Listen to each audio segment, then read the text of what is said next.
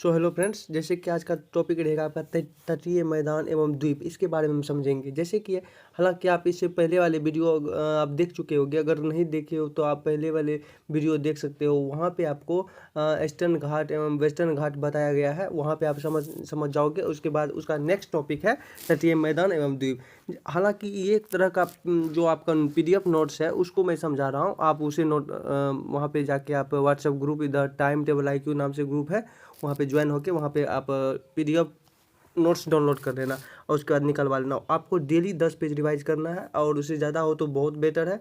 चलिए अब स्टार्ट करते हैं। फर्स्ट ऑफ ऑल चलिए स्टार्ट करते हैं। अब देखिए यहाँ पे तटीय मैदान एवं द्वीप में आप समझोगे। सबसे पहले तटीय मैदानों को 2 भागों में विभाजित किया जाता है। ऐसे 2 भागों में पहला जैसे पश्चिमी तटीय मैदान, दूसरा आप यहाँ पे देखो पूर्वी तटीय मैदान।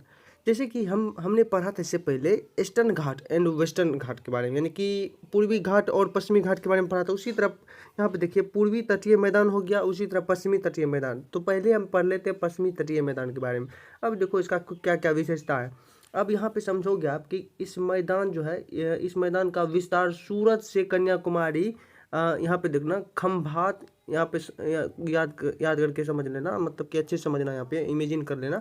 इस मैदान का विस्तार जो है सूरत से कन्याकुमारी, या आप ऐसे भी कह सकते हो खंभात की खाड़ी से यहाँ पे कुमारी अंतरीप तक अरब सागर के तट और पश्चिमी घाट के बीच है। इसको आप समझ लो कि इस तरह से, यानी कि इस मैदान का जो विस्तार है, यानी कि कहाँ तक फैला हुआ है, तो सूरत से कन्याकुमारी और खंभात की खाड़ी से कुमारी अंतरीप तक और अरब सागर के तट और पश्चिमी घाट के बीच है। अरब सागर के यहाँ पे थोड़ा सा कलर चेंज कर दो, ये इम्पोर्टेंट टॉपिक है, ये पूछा जा चुका है। यानी कि अरब सागर के तट, अरब सागर का तट और पश्चिमी घाट के बीच में ये मौजूद है। तो यानी पश्चिमी तटीय मैदान, तो आप ऐसे कह सकते हो। चलिए एक टॉपिक आपका कंप्लीट हो गया। दूसरा टॉपिक आप समझो। अब देखिए यहाँ पे दूसरा टॉपिक में आप समझोगे आप कि पश्चिमी तटीय मैदान में, आप देखो पश्चिमी तटीय मैदान में बहने वाली नदियाँ छोटी एवं तीव्रगामी होती है। ठीक, तो अधिकतर नदियाँ मुहाने पर, मुहाने मतलब कि नदी जहाँ मुड़ती है, तो वहाँ पे मुहाने पर डेल्टा ना बनाकर ज्वार, देखिए यहाँ पे ज्वार नद मुख यानी कि एस्चुरी का निर्माण करती है। अब देखिए एस्चुरी का निर्माण कैसे करती है, आप ऐसे समझ सकते हो। जब नदी के दोनों साइड पहाड़ हो, तो ये भी आपको बताया जाएगा कि जब पहाड़ होती है तो वहाँ पे मुहाने नहीं बना पाती नदी।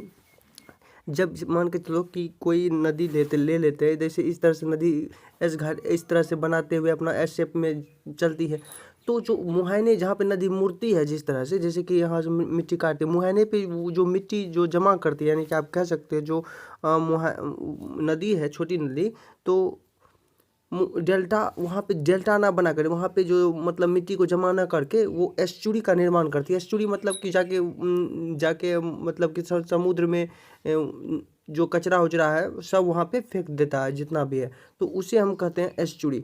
वो आपको आगे वाला जो लेक्चर आएगा तो उसमें पूरा डिटेल में बताया जाएगा। तो उसी प्रकार से यहाँ पे वही कहा जा रहा है कि पश्चिमी तटीय मैदान में बहने वाली नदियाँ जो है, पश्चिमी तटीय मैदान में बहने वाली नदियाँ छोटी एवं तीव्रगामी, मतलब अत्यंत तीव्र वेग से चलती है नदियाँ होती है, तीव्रगामी होती है, और अधिकतर नदियाँ मुहाने पर डेल्टाना बना, और अधिकतर जो नदियाँ होती है वहाँ का डेल्टाना बनाती है, मतलब कि वहाँ पे जो मुहाने पे जो मिट्टी होती है वगैरह सब वो जमा नहीं करती है कचरा उचरा, तो वो ज्वार नदमुख, जिसे हम एस्चुरी यहाँ पे देखना एस्चुरी का निर्माण करती है। और ये आपको सब जैसे कि हम समझा चुका हूँ, इसको आप नोट कर लेना। आप चलिए ये भी आपका टॉपिक कंप्लीट। अब समझते हैं पश्चिमी तट एवं यहाँ पे देखो पश्च जल, यानी कि आप कह सकते हो बैक वाटर्स। पश्चिम तट पर पश्च जल यानी कि बैक वाटर्स पाए जाते हैं, और जिन्हें केरल में कयाल कहते हैं, जिन्हें केरल में क्या कहते हैं, कयाल कहते हैं। उदाहरण के तौर पे बेम्बनाद एवं अष्टामुड़ी, क्या अष्टामुड़ी, इसको नोट कर लेना। ये भी एक मतलब कि गुड पॉइंट है, टॉपिक का नाम है। अब यहाँ पे एक पश्च जाल के बारे में कुछ डिटेल में जान लेते हैं। ये जो बैक वाटर्स है, तो इसके बारे में पश्च जाल जो है बैक वाटर्स, यानी कि यह एक प्रकार का लेगून होता है जिसका निर्माण नदियों के मुहाने पर बालू के जमाव के कारण बनता है। और बैकवाटर्स का निर्माण जो है यह एक प्रकार का लेगून होता है, और जिसका निर्माण कहाँ होता है, नदियों के मुहाने पर। नदियों का मुहाना जैसे कि भी समझाया कि जहाँ पे कचरा वचरा जमा होता है, नदियों के मुहाने पर बालू के जमा, वहाँ बालू के जमाव से होता है, के कारण बनता है। क्लियर, ये हो गया आपका। अब यहाँ पे पश्चिमी मैदान में कुछ चीज़ जान लेते हैं जो इसका टॉपिक है। देखो, ये पश्चिमी मैदान को 4 भागों में बांटा जा सकता है। जैसे कि यहाँ पे आप देख सकते हो पश्चिमी मैदान को 4 भागों में किस तरह बांटा गया। पहला ए जो है ये कहता है कि गुजरात का मैदान में गुजरात का तटवर्ती क्षेत्र हो गया। क्लियर। और देखिए दूसरा बी, कोंकण का मैदान। कोंकण का मैदान दमन से गोवा के बीच का तटवर्ती क्षेत्र है। उसके बाद कन्नड़ जो है कर्नाटक का मैदान है, वहाँ पे गोवा से, ये कहाँ पे है, गोवा से मंगलोर के बीच का तटवर्ती क्षेत्र है ये।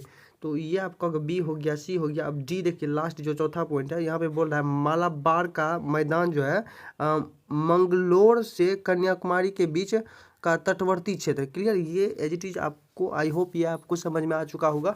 चलिए अब आगे समझते हैं। आगे आप यहाँ पे समझोगे कि पूर्वी तटीय मैदान, ये आपका हो गया पश्चिमी तट का। जो आप पश्चिमी तटीय मैदान के बारे में जितना समझे, आपको वहाँ तक आपको कंप्लीट करा चुका हूँ मैं। आई होप ये आपको समझ में आ चुका होगा। अगर आपको ये समझ में आ रहा हो तो आप ज़्यादा से ज़्यादा शेयर करें, ताकि अगले वीडियो का नोटिफिकेशन और सब आपके फ्रेंड सब पढ़ सकें, और सब्सक्राइब करें ताकि अगले वीडियो का नोटिफिकेशन आपके मोबाइल में जल्द से जल्द आए और क्लास अटेंड कर पाओ। चलो अब यहाँ पे स्टार्ट करते हैं। पूर्वी तटीय मैदान।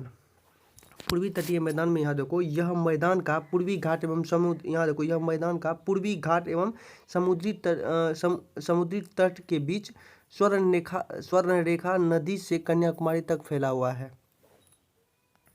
हम किसके बारे में पढ़ रहे हैं, पूर्वी तटीय मैदान। तो पूर्वी तटीय मैदान में पूर्वी, यहाँ पे देखो पूर्वी घाट जो है, यानी कि ईस्टर्न घाट एवं समुद्री तट के बीच स्वर्णरेखा नदी जो है, नदी के से कन्याकुमारी तक फैला हुआ है। तो इसके बारे में ये कंप्लीट हो गया। इसका जो छोटा सा टॉपिक था, इसके बारे में पूर्वी तटीय मैदान के बारे में जो समझे, उसी प्रकार से यहाँ पे देखो, यह मैदान पश्चिमी तटीय मैदान की तुलना में अधिक चौड़ा है।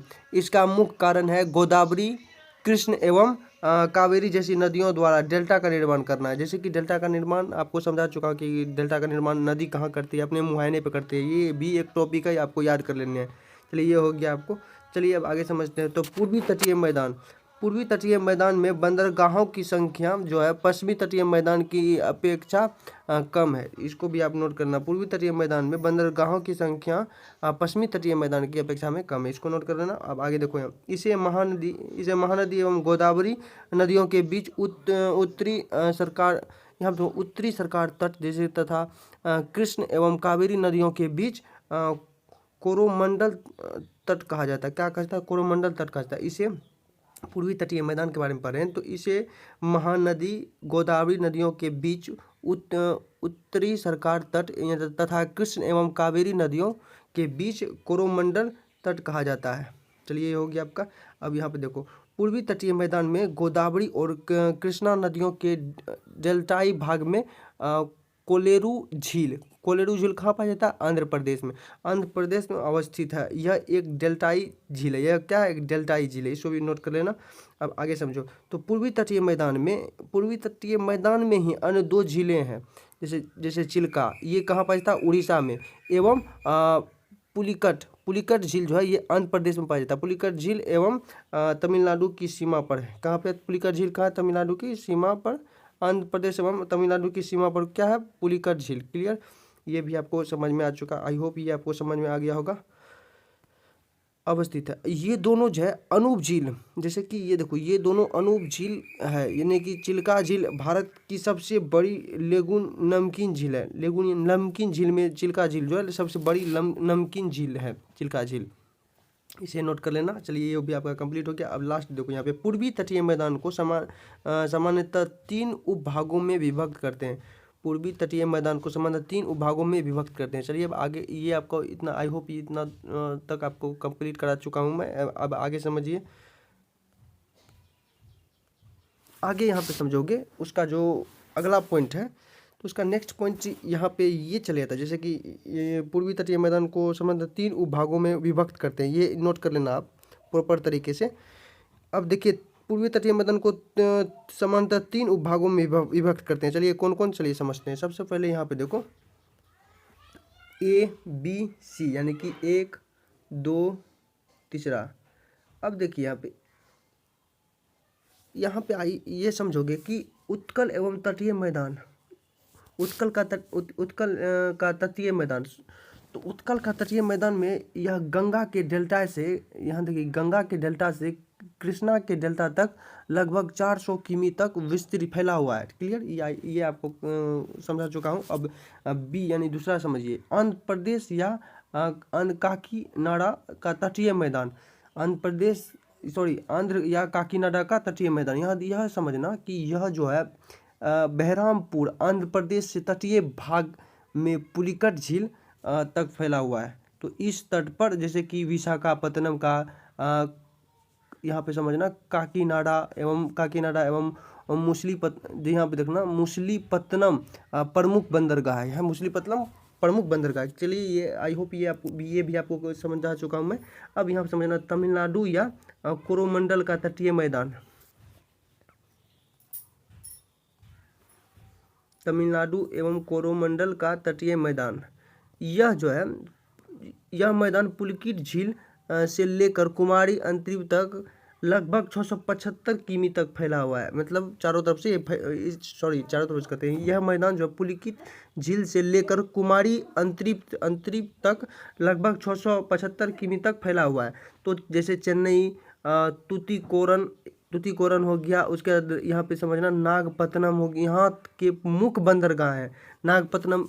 यहाँ पे देखना कलर चेंज कर देता हूँ। नागपत्तनम जो है, नागपत्तनम यहाँ के प्रमुख बंदरगाह यानी मुख्य बंदरगाह है। तो मन्नार की खाड़ी मोतियाँ के लिए प्रसिद्ध है। मन्नार की खाड़ी किसके लिए प्रसिद्ध है? मोतियाँ के लिए। ये बहुत इंपॉर्टेंट क्वेश्चन है, ये VVI है, इसको आप नोट कर लेना, इम्पोर्टेंट क्वेश्चन है। अब देखिए पश्चिमी पूर्वी तटीय मैदान का तुलना। अब यहाँ पे कहा जा रहा है यानी कि ईस्टर्न एवं वेस्टर्न जो पश्चिमी एवं पूर्वी तटीय मैदान का तुलना कर रहे हैं। तो उसी तरह पश्चिमी तटीय मैदान का तुलना और पूर्वी तटीय मैदान का तुलना करते हैं। चलिए उसी प्रकार से यहाँ समझिए, यह संकरा तथा, यहाँ भी समझना, यह संकरा तथा अधिक आर्द्र है। यह संकरा पश्चिमी तटीय मैदान में यहाँ पे समझो यह संकरा तथा अधिक आर्द्र है। तो वहीं यहाँ पे यह चौड़ा तथा अपेक्षाकृत शुष्क है पूर्वी तटीय मैदान में। यहाँ छोटी एवं तीव्रगामी नदियाँ बहती है। किसमें? पश्चिमी तटीय मैदान, जो डेल्टा बनाने में असमर्थ होती है। क्या बनाती है? एस्चुरी बनाती तथा ज्वारनदमुख, जिसे ज्वारनदमुख या एस्चुरी का निर्माण करती है। कौन सी? यानी पश्चिमी तटीय मैदान। इसको आप, ये बहुत ही इंपॉर्टेंट टॉपिक है, इसे नोट कर लेना। और यहाँ पे देखिए यह बड़ी बड़ी नदियाँ, यहाँ बड़ी बड़ी नदियाँ होती है और कृष्ण हो गया, कावेरी, गोदावरी महानदी बहती है।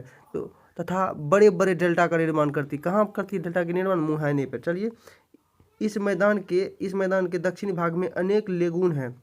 लेगून मतलब आप समझ सकते हो, इस मैदान के दक्षिणी भाग में अनेक लेगून हैं। तो इस मैदान में लेगून की संख्या कम है इस मैदान में। किसमें? पूर्वी तटीय मैदान में। तो पश्चिमी तट के अधिक, जैसे कि कटा फटा, इस कारण यहाँ पर अधिक बंदरगाह है। तो उसी प्रकार से यहाँ पे पूर्वी तटीय मैदान में पूर्वी तट कम कटा फटा है और इसी कारण यहाँ बंदरगाह भी अपेक्षाकृत कम है। कम कटा फटा है तो इस कारण से यहाँ पे बंदरगाह भी कम है। चलिए ये आई होप इतना दूर तक आपको कंप्लीट करा चुका हूँ मैं, जो कि आपको समझ में आ चुका होगा। यहाँ पे नक्शा समझ सकते हो, यहाँ पे जो आपको समझने के लिए, अपने आप से समझने के लिए। हालांकि नक्शा का जो पार्ट है तो वो आपको अलग से बताया जाएगा, जो आपको भी समझाया बस उतना कंप्लीट कर लेना और अपना थोड़ा सा दिमाग लगाना। ऐसे यहाँ पे देखिए पश्चिमी घाट है, यहाँ पे पूर्वी घाट है। पूर्वी घाट और पश्चिमी घाट को मैं एक्सप्लेन कर चुका इससे पहले वाले वीडियो में। हालांकि आप वहाँ पे समझ चुके होंगे कि, और जो पश्चिमी घाट और पूर्वी घाट को जोड़ने वाला जो पहाड़ी होती है उसे नीलगिरी पहाड़ी कहते हैं। क्लियर? तो वो सब आपको बता चुका हूँ मैं। तो चलिए आज का जो शॉर्ट टाइप वीडियो है यहीं कंप्लीट करते हैं। इसका नेक्स्ट पार्ट फिर मैं कल लेकर आऊँगा। थैंक यू, धन्यवाद। फिर मिलेंगे नेक्स्ट पार्ट में।